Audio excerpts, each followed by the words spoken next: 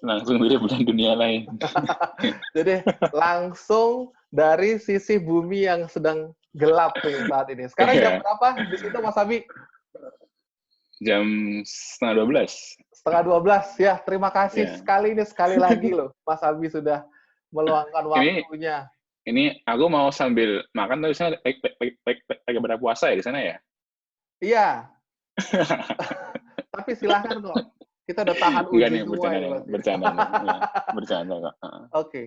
Em, jadi ini masih banyak teman-teman yang masuk, tapi kita mulai saja eh, acara belajar dari mereka sesi yang ke-12 pada hari ini dengan tema Inspiring Indonesia bersama Mas Abi, nama lengkapnya Mas alias Abi Bawa Widita dengan subtema lingkungan binaan dan sains data. Wah, ini luar biasa sekali. Mas Abi, sebelumnya eh, saya ingin mengucapkan selamat atas gelar PhD yang sudah didapatkan, diraih setelah perjuangan. Berapa tahun Mas Abi perjuangannya? 4,5 berarti ini lah. 4,5 tahun, luar biasa. Ya, lama ya. Perjuangannya. Di salah satu universitas ternama di dunia, Georgia Tech. Jadi luar biasa sekali ini Mas Abi sudah meluangkan waktu. Jadi kita juga udah nggak sabar mau dengar inspirasi-inspirasi baru dari Mas Abi di pagi hari ini. Kita mungkin langsung saja lanjutkan. Jadi teman-teman mohon dibantu untuk di-mute sementara aja mikrofonnya. Oke, Mas Abi. Sudah berapa lama sih Mas Abi di Amerika dan mungkin singkat aja bagaimana kondisinya selama pandemi global ini? Berarti kalau dihitung sejak master 2013, berarti udah Jalan tahun 7 ke-7 tahun ya? ya? Ya, udah 7 Wow. tahun di sini ya. Lama Wow. juga ya. Nah, ya, Makanya sekarang udah sudah nggak kerasa. membangun keluarga juga ya di Amerika ya?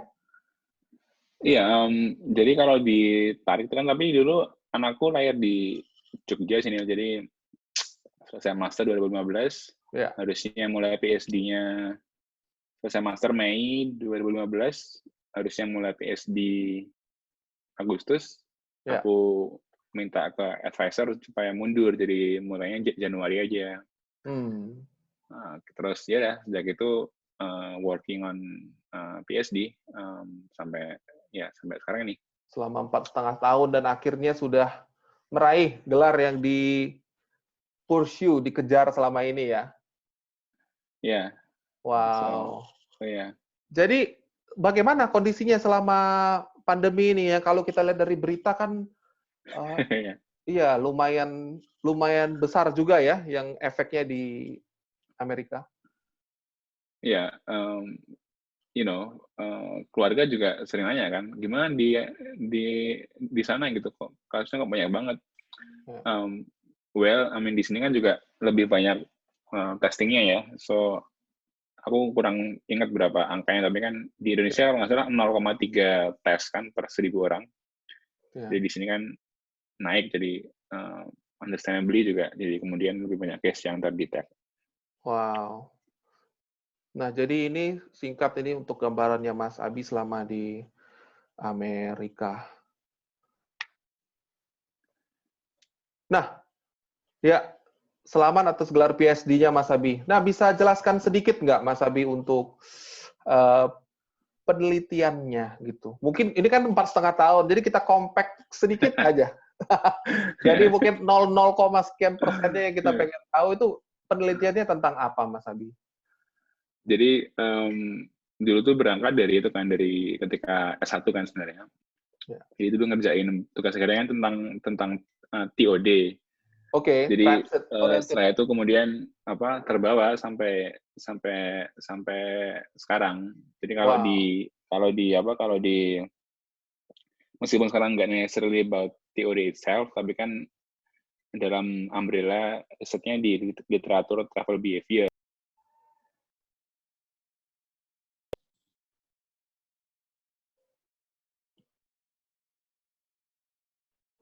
Mas Abi, sorry, agak keputus suaranya Mas Abi. apa, kalau aku sih memandang ini bukan merupakan sukses story ya, apa bisa selesai PhD itu, karena kan ini kan juga ada, survivorship bias kan. Jadi dulu di cohortku itu ada 5 orang yang intake masuk kan, terus yang 2 keluar karena mereka pikir PhD bukan Their jalannya way. mereka. Yeah. So I mean, it's like it's not about success or not. I mean, it's just whether you think it will fit your self or not, I guess. Oke. Nah, ya jadi kita sekarang bisa belajar dong bahwa PhD itu juga bukan hal yang mudah untuk dicapai gitu. Itu butuh konsistensi dan butuh kekokohan tujuan hingga akhirnya Mas Abi bisa menyelesaikannya gitu. Nah, ini boleh singkat ini gimana ini Mas Abi tentang research-nya ini?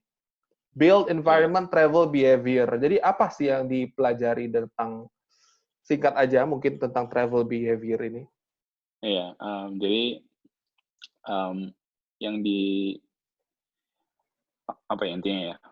Kalau di satu sentence tuh gimana sih pengaruh desain lingkungan binaan terhadap pola mobilitas individu atau rumah tangga seperti itu. Jadi kalau kalau diberi contoh tuh misalnya orang yang tinggal di area yang lebih padat, mereka tidak perlu selalu menggunakan motorized transport. I see. Ya, jadi within that literature kalau bisa di. Wow. Oke. Nah, mungkin kita lanjutkan aja. Saya jadi terlalu bersemangat itu karena tentang penelitian. Lama nggak jumpa ini. Banyak mesti catch up ya kita ya. Ya, jadi beberapa kali saya lihat Mas Abi itu sharing di LinkedIn gitu ya. Jadi relatively aktif ini Mas Abi. Dibandingkan saya pribadi ya, Mas Abi relatively lebih aktif. Sharing tentang hasil penelitiannya Mas Abi terhadap kondisi kualitas udara, traffic pengguna transportasi, dan beberapa hal lainnya gitu. Apa sih yang mendorong Mas Abi itu untuk melakukan analisa data dan studi-studi di kota Indonesia, khususnya di Jakarta? Ya maksud saya, kenapa nggak studi di kota misalnya New York, kota-kota di Amerika gitu? Kenapa? Well, mungkin rasanya seperti apa? Seperti natural interest kan. Jadi selama PhD itu ada kesempatan buat istilahnya belajar sedikit tentang data analytics, data science, terus kemudian curious di Indonesia ada data seperti apa yang juga bisa dipakai untuk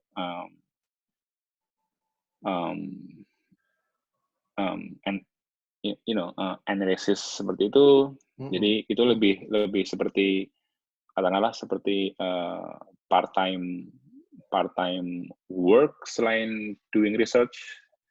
Tapi jadi kenapa Indonesia? Ya, kenapa terpanggil mengerjakan terpanggil di Indonesia gitu? Ya.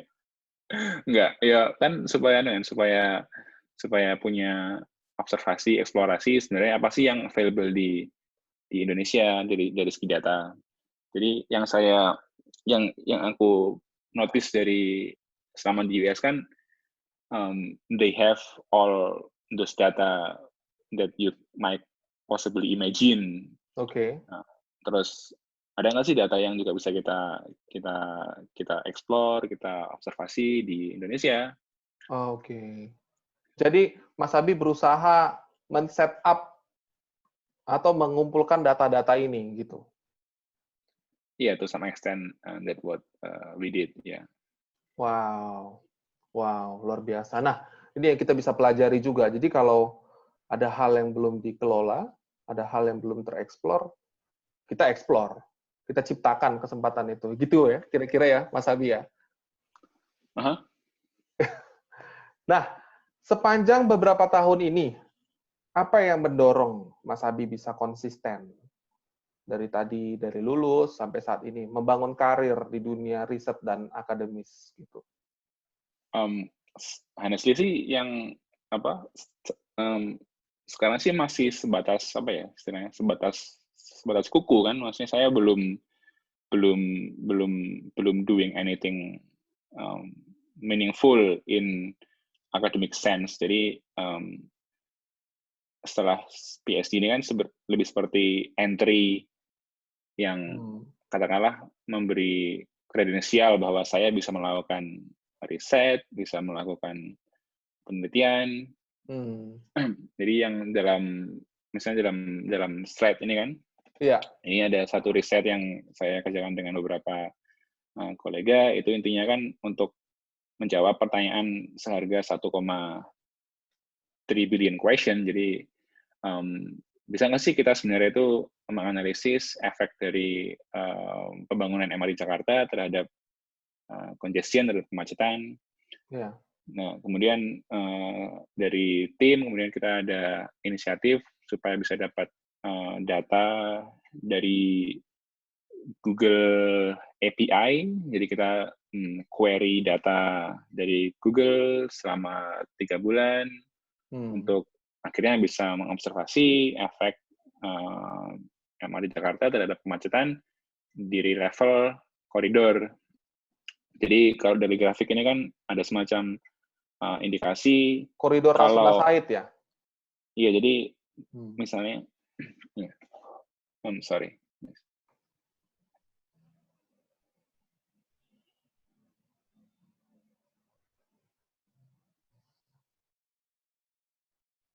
Oh, dia mungkin sedang menerima telepon teman-teman. Sorry, I was in another meeting actually. No problem. Thank you banget ini sudah meluangkan waktunya Mas Abi. Iya, it's okay Kak Nil. Jadi apa istilahnya? Jadi yang aku pelajari dari selama doing PhD itu ya it started from the question. Dimulai dari sebuah pertanyaan ya, Iya. Yes. Nah, jadi kalau boleh tahu ini sedikit ini out of the topic karena saya pengguna jalan di Jakarta. Jadi sebenarnya ngefek atau tidak ini Mas Abi, bisa dibantu? Kalau dari hasil penelitian Mas Abi ini. Ngefek. Oh, ngefek. Karena saya nggak ada ngeliat perubahan ini sekarang. Iya. Jadi tapi ini kan efek jangka pendek. I see. Ini kan kita kan query datanya kan hanya sampai 1 bulan setelah itu mulai beroperasi. Nah, tapi kita juga sekarang sebenarnya juga masih tetap query datanya itu supaya kita bisa explore apakah efeknya itu long term atau hanya jangka pendek seperti itu. Oke, agak sedikit lebih teknis mungkin biar teman-teman mungkin ada beberapa juga yang penasaran. Mas Abi kan mengambil query data kan dari Google API gitu ya. Nah, itu bagaimana itu caranya? Biar teman-teman lain mungkin bisa menggunakan atau bisa tahu ada. Jadi Mas Abi justru nggak mengambil data dari Dinas Perhubungan Jakarta gitu loh maksud saya. Justru mengambil data publik gitu loh. Bagaimana itu logikanya? Singkat aja mungkin.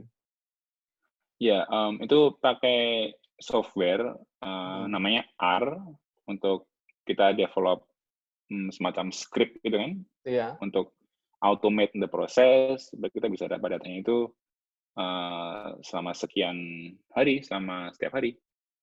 Wow.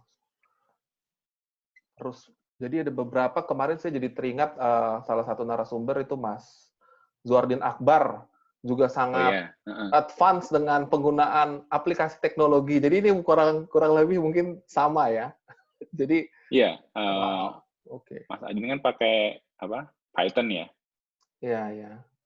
Ya similar language kalau diungkapkan. Oke, kita lanjut. Sejauh ini apa yang menjadi tantangan terbesar bagi Mas Abi dalam membangun karir? Justru karena habis selesai PhD kan jadi baru mulai membangun karir nih, jadi belum ada apa-apa sebenarnya. Wow, luar biasa dong selama ini.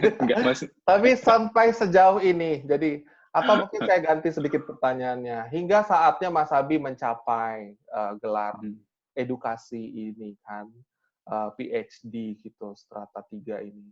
Apa sih dalam proses perjalanan ini yang menjadi tantangan terbesar Mas Abi gitu?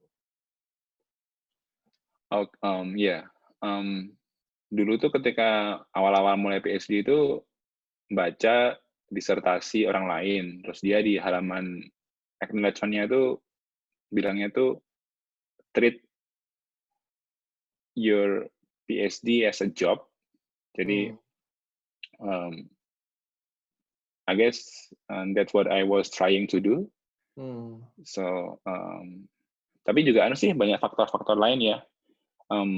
Jadi alhamdulillah kan saya juga didukung sama family, Andian, Alta. Jadi banyak faktor-faktor eksternal sih yang played in gitu. Have a big role untuk support. Yeah.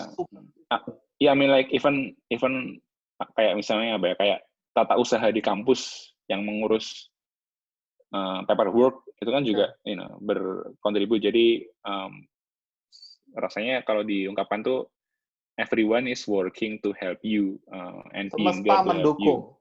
Ya, semesta mendukung, betul sekali itu ya. Totally, ya. Oke. Nah, menurut Mas Abi, apa yang sebaiknya dari yang penelitian sudah Mas Abi lakukan gitu, dalam sembari waktu, apa yang sebaiknya dilakukan oleh kota-kota besar di Indonesia untuk mencegah terjadinya kemacetan lalu lintas seperti yang sudah terlanjur terjadi di Jakarta?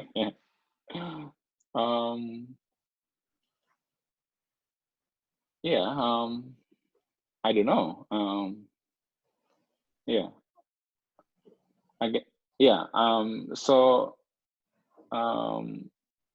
Ini mengarah terlalu ke teknis ya, tapi honestly kalau dari risetnya tentang MRT kan itu kan supply base approach kan, menyediakan supply, tapi kita juga harus ingat demand side approach. So I don't want to, aku nggak mau terlalu detail sama itu, tapi it's I don't have one silver bullet answer to that question. Okay, but generally gitu loh, generally apa yang perlu kita lakukan gitu? Ini yang tradisi ke depan, kita generasi-generasi yang milenial, supaya kita bisa ke depan itu lebih tersenyum, tidak menangis. Lanjut, Bang Giti. Nah, saya punya, ini bukan Instagram, tapi hanya sebuah panggilan, namanya Coffee Call Me. Jadi saya itu pertama masak sendiri. Halo? Ya, sebentar. Saya coba. Seems like someone is talking, right? I think. Sebentar. Aku coba mute, tapi bisa mute. Itu kan menunya itu bisa. Halo? Ya, udah. Oke. Aku juga kaget. Oke, sorry ya teman-teman. Nah, kita lanjutkan. Jadi kembali ke studi yang pernah Mas Abi lakukan terhadap dampak COVID-19 di Jakarta. Oh my goodness, yeah. Jika saja periode social distancing ini berlangsung hingga 2030. Berandai-andai. Menurut Mas Abi, apa sih yang akan terjadi khususnya di kota Jakarta kalau jaga jarak ini 10 tahun lagi masih berlangsung gitu. Kan Mas Abi bikin penelitian tentang polusi udara, contohnya salah satu kemarin. Nah, jadi kira-kira pernah nggak dihitung juga sampai 10 tahun ke depan apa efeknya gitu? Wow. Saya nggak bisa jawab ya, honestly ya. Ini bukan apa, saya nggak bisa jawab dengan inform background. I don't know, Neil. It's gonna be terrifying, I guess, right? Serem kan kalau sampai sejauh itu. Tapi jadi kalau yang sekarang kalau mungkin kalau aku describe kondisi di US tuh mereka tuh ada ketakutan the deaths from despair. Jadi akan ada certain threshold yang orang-orang itu cannot take it anymore gitu kan. I So see. there will be increase in case of alcoholic deaths, Yeah. suicide. It's gonna be scary, I guess. Yeah. Yeah. Wow. But it's socially, maksudnya saya juga termasuk korbannya COVID-19 nih sekarang, socially, financially gitu. Tapi, but how does it impact the environment gitu loh, sesuai dengan studinya Mas Abi sebelumnya? Yeah. Ya kalau dari segi environment, dari segi kalau sempat lihat artikel di NY Times tuh ketika dulu Great Depression atau mungkin ke tahun 2008 ketika recession itu ya, itu efek environment-nya juga somewhat positif kan. Jadi orang nggak commute, orang nggak travel, improve air pollution, lower traffic deaths. So there are a whole bunch of scenarios that might be kompleks ya, Mas Abi ya, terlalu kompleks ya. Ya, nah, dan saya juga bukan orang yang punya informed background buat jawab itu. Oke. Nah, tidak sedikit orang yang bermimpi dapat studi di Amerika gitu, khususnya di Georgia Tech lagi. Nah, menurut Mas Abi, apa yang dapat mereka lakukan untuk dapat mewujudkan impian tersebut gitu? Apply, kirim aplikasinya. Jadi, kalau saya retrospek tuh dulu ketika mau master kan juga apply ke Georgia Tech, tapi kan dapat rejection. So, tapi ketika dulu coba apply buat PhD, diterima. Jadi ada beberapa faktor yang kurang saya tahu kenapa mereka mau menerima. Jadi yang jelas you're giving your best. You're giving. Kalau juga satu hal yang juga mengena ketika doing PhD itu juga terbiasa mendapatkan rejection kan. Jadi rejection paper nggak diterima, rejection. Jadi I guess just try. Oke. Wow, itu penting banget loh. Maksudnya bisa belajar menerima untuk terhadap sebuah penolakan itu akan bring us to a bigger tantangan-tantangan yang memang besok bisa kita hadapi. Mas Abi, saya agak sedikit penasaran. Ini tentang apa ya ini yang sekarang sedang ada di screen ini? Oh iya, sorry kurang spesifik ya. Jadi yang ini dilakuin itu kita kan nggak ada data yang terintegrasi di satu sumber ya, yang menjelaskan tentang perkembangan kasus COVID di tingkat kabupaten. Yeah. Jadi kita kan mostly hanya punya data itu di level provinsi. Jadi ini ketika kemarin sudah selesai wrap up disertasi, punya waktu luang, saya dan beberapa teman itu compile manually inputting jumlah kasus di tingkat kabupaten. Yeah. Untuk tahu gimana perkembangannya. Nah, tapi yang di screen ini itu kalau nggak salah 2 minggu lalu itu Jakarta merilis data itu di level kelurahan, sehingga kita bisa analyze the data per kota kan ini, Jakarta Barat, Jakarta Pusat, Selatan. Ya. Kecamatan yang ini kecamatan ya, kalau nggak salah. Kecamatan, karena kalau dengan format desa terlalu dense, banyak. Ada 262 desa di Jakarta kan, kelurahan di Jakarta. Ya. Wow, oke. Ya. Dan ininya presentasinya juga bagus sekali ya ini. Ya ini juga pakai itu tadi, pakai R tadi itu. Jadi it's open source, so kalau teman-teman mau mencoba, bisa saya share script-nya untuk teman-teman coba sendiri. Wow, oke. Ya, ini sambil kita melanjutkan ke pertanyaan selanjutnya, teman-teman. Jadi kalau ada buat teman-teman yang baru gabung, jika teman-teman ada pertanyaan untuk sesi pertama ini bisa dituliskan di kolom komen. Kita masih ada 2 pertanyaan lagi untuk sesi pertama. Di sesi kedua, teman-teman bisa diskusi langsung dengan Mas Abi.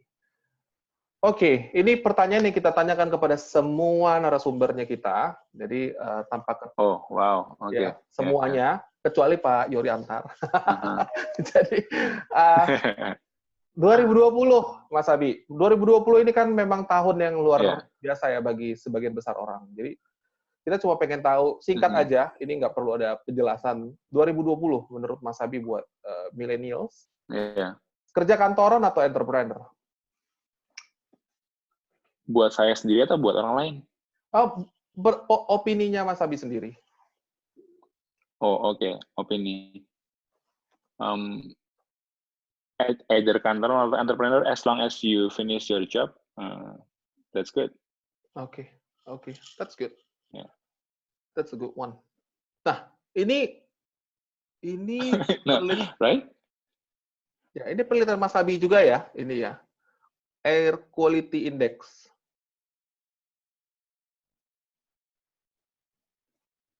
Mas Abi? Yes. Yeah. On this one. Yeah. Ini juga mirip sih sama tadi kan formatnya. Tadi, ya. Yang ini berusaha menunjukkan kalau dengan data yang di-maintain oleh US Embassy. Yeah. Jadi US Embassy itu kan punya sensor ya di kantornya mereka. Terus kita bisa akses datanya itu per jam, jadi angka per jam di beberapa kota di seluruh dunia. Yang ini dipilih itu Vietnam, Jakarta, Mumbai, Shanghai. Untuk komparasi kan, sebenarnya seburuk apa sih udara di Jakarta? Jadi kita bisa mendapatkan gambaran. Ternyata Vietnam is doing better than us, even Shanghai. Mumbai di beberapa bulan itu juga gelap, tapi Jakarta yang cukup noticeable karena kualitasnya tidak banyak perubahan. Iya, ada banyak perubahan. Wah, ini Jakarta yang baris kedua ya buat teman-teman yang belum tahu kali.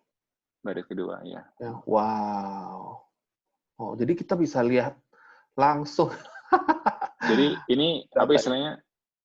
Ini main data ini kan istilahnya variasi sembari mengerjakan riset ya, ketika sembari mengerjakan disertasi. Jadi motivasinya selain untuk mengasah kemampuan, skill untuk handling data, yang juga inventory bisa dipakai buat mengerjakan riset, juga semoga bisa bermanfaat buat orang banyak. Ini sudah pernah dikirim ke pemerintah Jakarta juga nggak, Mas Abi, untuk keisengan ini dalam tanda kutip? Belum. Wow.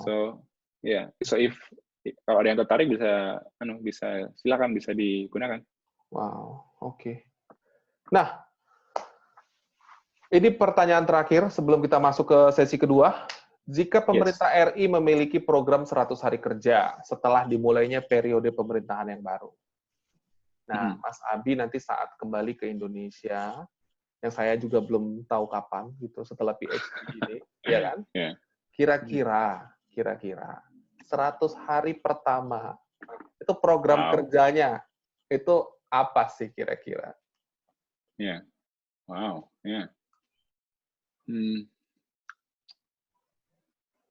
Kalau belajar dari kasusnya sekarang, mungkin yang perlu di-pursue itu menyediakan social safety net ya, buat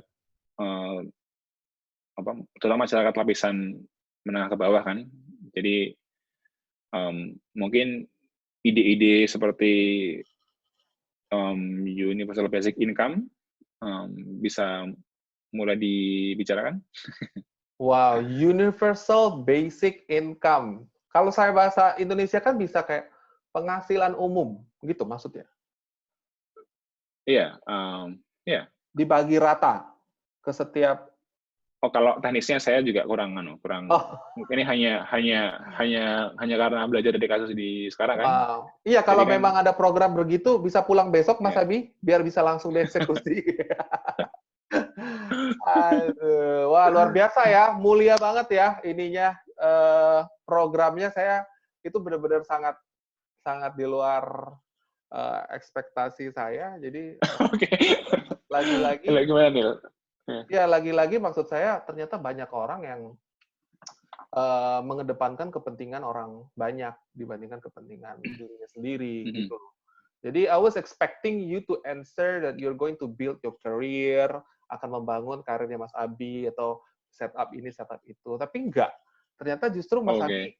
ya tapi ternyata justru Mas Abi melihat perspektif yang lain gitu. Justru melihat kepentingan orang banyak dan bagaimana Mas Abi bisa impactful di dalam uh, komunitas sosial di luar kepentingannya Mas Abi. Itu yang hal-hal seperti itu yang ingin kita angkat di belajar dari mereka ini gitu sih. Terima kasih Mas Abi.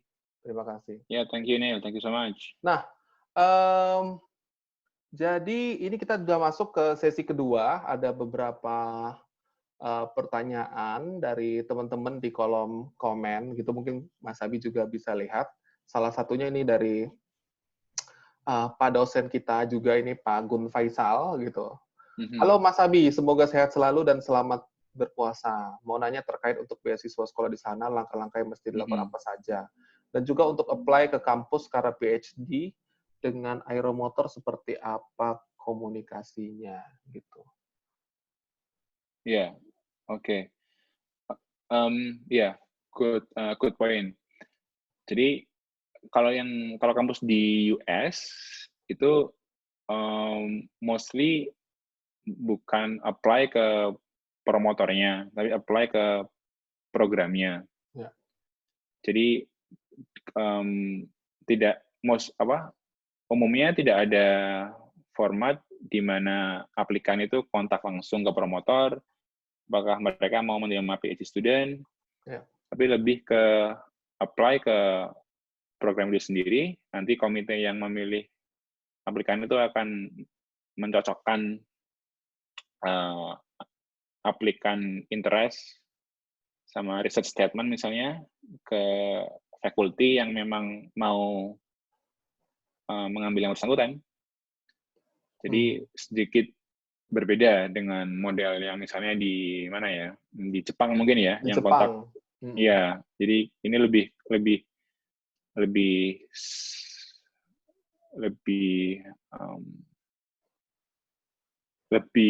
broad mungkin ya. Jadi tidak perlu menyasar salah. Cuman memang ketika mengisi aplikasi itu ada kolom, ada question, kamu mau working sama siapa. Tapi itu nggak selalu jadi jadi pilihan. Oke. Yang akhirnya bisa dipilih. Oke. Nah, ada lagi nih pertanyaan dari Mas Lambang ini. Nah, menurut Mas Abi bagaimana penggunaan ilmu data science untuk dunia arsitek? Ya.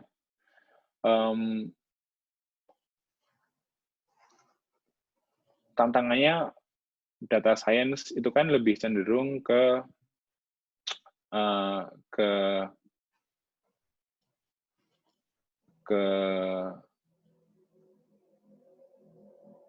apa ya istilahnya? Analisis based on what the data offer kan. Sebenarnya arsitek kan dalam pengertian tradisionalnya kan perancang ya. Iya. Jadi yang saya bayangkan data science bisa digunakan misalnya untuk melakukan research yang bisa menginform arsitek. Yeah. Jadi misalnya kita punya sampel sekian Misalnya kasusnya kita punya sampel sekian building, kemudian kita bisa analisis misalnya efek faktor building itu terhadap misalnya performa produktivitas dari pengguna bangunan, atau jadi tidak bisa, jadi bukan untuk membantu merancang itu sendiri, tapi untuk memberikan panduan untuk merancang. I guess that's what I would like to highlight. Oke. Ya, menambahkan untuk Mas Lambang, mungkin tadi itu data-data itu, tampilan data itu bisa kita jadikan satu fitur desain itu, Mas. Jadi fasad. Yeah. Warna-warnanya juga bisa bagus Could be, begitu ya. Yeah. Jadi ini juga anu sih, juga ada apa? Juga ada debat ya di arsitek, perencana kota. Itu yes, kita pakai data science. Yeah. Terus kita jangan sampai terjebak pada data driven design, data driven planning. Yeah. Karena ketika kita merencanakan itu kan ada faktor future, faktor masa depan yang kita nggak bisa selamanya itu account. Yeah. Jadi meskipun kita menggunakan data science untuk memberi informasi bagaimana kita merancang, bagaimana kita merencanakan, tapi juga ada pushback bahwa kita nggak selamanya bisa rely on that. Oke, mungkin teman-teman ada pertanyaan lagi, bisa langsung diskusi sebelum kita akhiri juga. Ini ada pertanyaan dari Mas Dion. Solve problem kemacetan di USA yang bisa diterapkan di Indonesia menurut Mas Abi. USA bukannya macet juga ya? Nah, tapi kira-kira ada strategi khusus nggak di Amerika tentang traffic management yang belum diterapkan di Indonesia? Ya, apa ya? Iya, yang di US orang-orang advokasi itu menyerukan itu solving traffic is not a rocket science. Yeah. Jadi pandangannya itu ketika kamu menaikkan cost atau harga untuk berkendara pribadi, itu akan punya peluang untuk nudge people itu supaya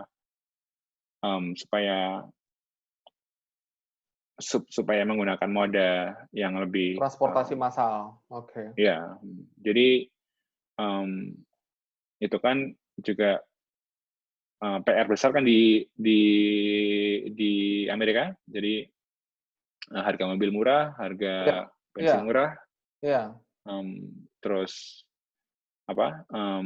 insentif atau orang buat naik mobil tuh. Jadi kalau data terakhir itu 88%, 90% travel di US kan pakai mobil ya. Pakai mobil, iya.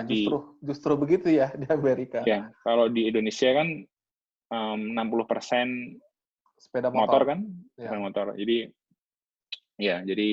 kalau kita punya inisiatif yang komprehensif, kita mau ambil opsi supaya naik motor itu lebih mahal, itu juga bisa kita pursue. Makanya ide-ide seperti zone level congestion pricing itu ide yang cukup populer sebenarnya. Ya.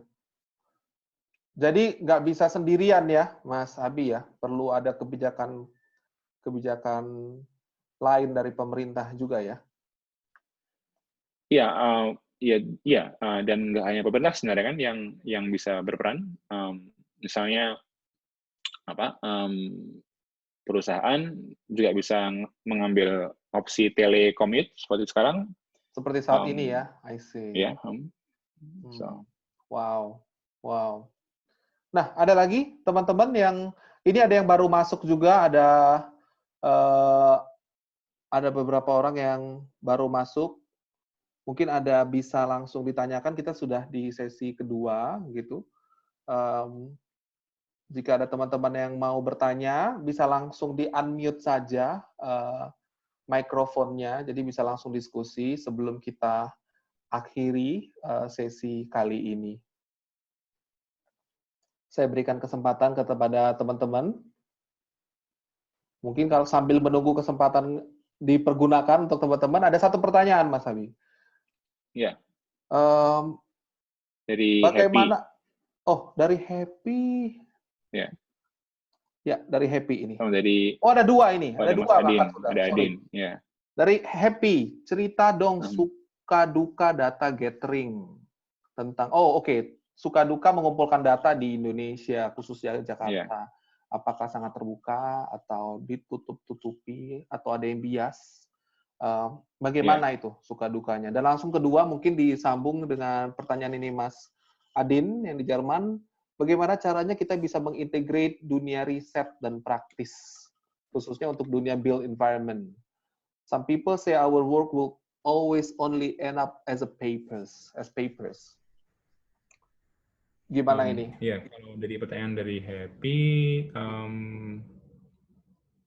yang bagus dari Jakarta itu kan sudah ada inisiatif open data ya. Jadi ada data.jakarta.id kalau nggak salah itu. Hanya bayangan saya yang ideal itu ada format yang tersedia lebih dalam skala nasional. Jadi kita bisa, jadi di US itu ada namanya apa? Census blocks. Jadi kita bisa tahu informasi demografik, sosioekonomik, built environment di level, katakanlah di level dusun ya kalau di Indonesia ya. Yang itu tersedia dalam lingkup nasional. Jadi sejauh ini ketika mencoba untuk gather data tentang Jakarta, yaitu seperti scavenger, seperti mengais-ngais. Iya, mengais-ngais gitu. Jadi mengais-ngais itu dalam konteks bagaimana, Mas Abi? Ya, konteksnya pertama dari segi data,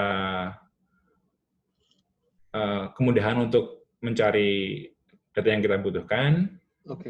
Terus kemudian kemudahan untuk mengolah datanya itu, sama kemudahan untuk link the data with other data. Misalnya kita masalah klasik di Indonesia itu kan kita belum punya kodifikasi yang intensif digunakan di semua agensi ya. Misalnya ada nama sebuah kelurahan di Jakarta, namanya itu Palmeriam. Nah, di situ kita pengen tahu istilahnya, katakanlah panjang trotoar yang available di desa itu ya, di kelurahan itu gitu. Kita pengen overlap data itu dengan data tentang jumlah penduduk yang berusia lanjut misalnya. Nah, tapi ketika kita mau overlap, ada nama yang di data lain itu namanya Palmeriam. Jadi hanya beda satu huruf A. Gitu. Nah, itu masalahnya itu juga cukup prevalen di Indonesia. Jadi ada misalnya nama desa di Sulawesi, istilahnya Pangkajene Kepulauan. Nah, tapi di ada data lain namanya Pangkajene KEP titik gitu. Oke.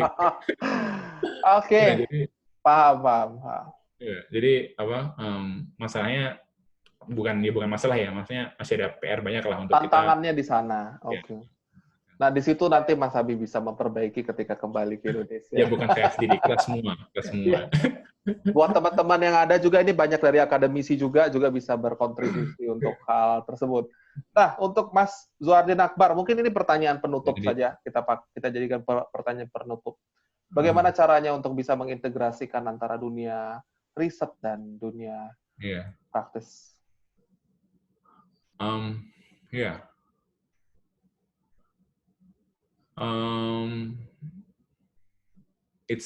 It's difficult. Maksudnya pengamatan saya pun di sini mungkin hanya sekian persen paper yang publish di jurnal akademik itu kemudian bisa memberikan impact langsung ke praktisi ya, ke profesional. Yeah. Tapi I guess it's a collaborative process, and we need to continue to build the collaboration between practice and academic.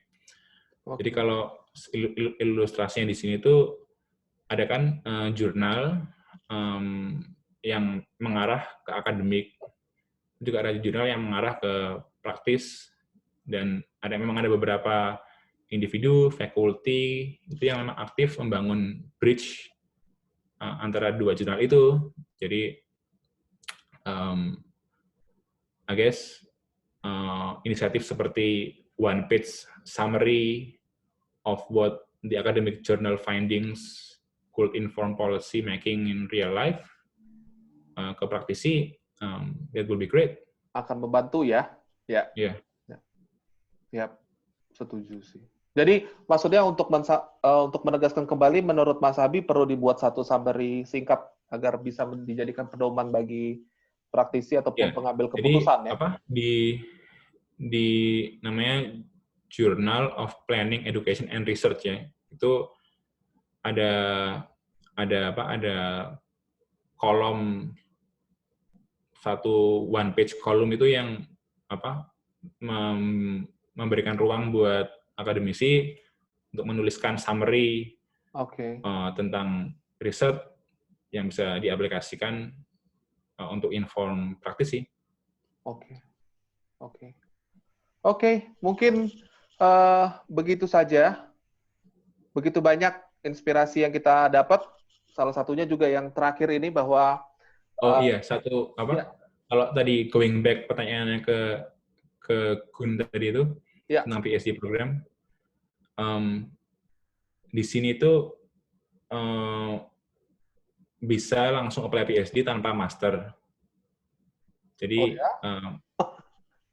maksudnya ada satu rekan di cohort di 2 tahun di sebelum saya itu senior tuh dia straight from bachelor, terus kamu bisa apply, kamu bisa dapat gelar master along the way ketika kamu finishing your PhD. Wow.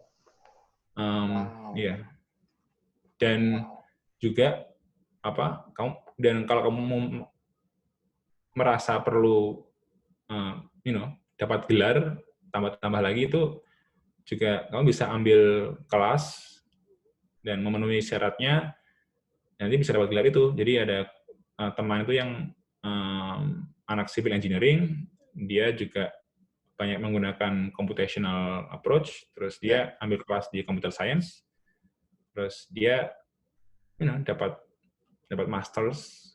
Wow. Itu. Wah, orang Indonesia juga, Mas Abi? Enggak, orang Iran beliau. Oh iya, dia orang Iran. Wow. Ya, jadi buat teman-teman yang di sini yang memang tertarik, itu juga salah satu informasi yang sangat berharga sekali, mungkin nggak banyak kita dengar gitu. Memang kalau mau melanjutkan studi atau membutuhkan atau punya ketertarikan melanjutkan studi lebih tinggi lagi, maksud saya lebih jauh, lebih dalam lagi, mungkin bisa terinspirasi dengan informasi tersebut gitu.